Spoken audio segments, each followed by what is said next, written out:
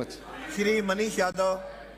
माननीय अध्यक्ष महोदय, स्थगन प्रस्ताव पर मुझे बोलने का अवसर देने के लिए आपका धन्यवाद। माननीय अध्यक्ष महोदय, मैं आपके माध्यम से सदन का ध्यान इस ओर आकर्षित करना चाहता हूं कि प्रदेश में जो प्रस्तावित उप निरीक्षक एसआई भर्ती परीक्षा जो 5 एवं 6 अप्रैल को 2 पारियों में प्रस्तावित है और पूर्व में भी एसआई भर्ती परीक्षा में अनियमितता के कई मामले सामने आ चुके हैं। माननीय सर्वविदित है कि अलग अलग पारियों में प्रश्न पत्रों का स्तर जो है समान नहीं होता है, जिसके कारण नॉर्मलाइजेशन जैसी विवादास्पद प्रक्रिया लागू करनी पड़ती है।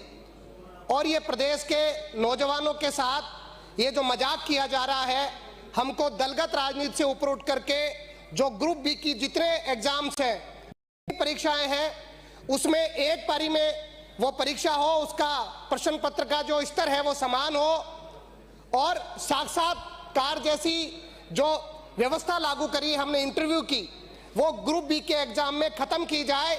केंद्र सरकार ने, राजस्थान के अलावा अन्य कई राज्यों ने बी ग्रेड तक की भर्ती परीक्षाओं में इंटरव्यू को समाप्त कर दिया है। राजस्थान क्यों पीछे है? हम बार बार एक दूसरे पर आरोप लगाते हैं।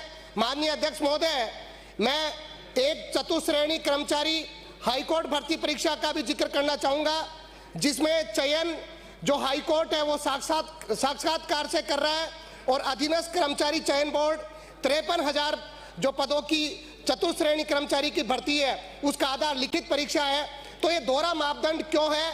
मेरा मानना है कि चयन केवल लिखित परीक्षा से होना चाहिए, उसकी शारीरिक दक्षता से होना चाहिए, पारदर्शी मेरिट के आधार पर होना चाहिए। और नौजवानों के साथ में बार बार हम इस प्रकार के प्रयोग करते हैं जिसकी वजह से नौजवान को परेशान होना पड़ता है।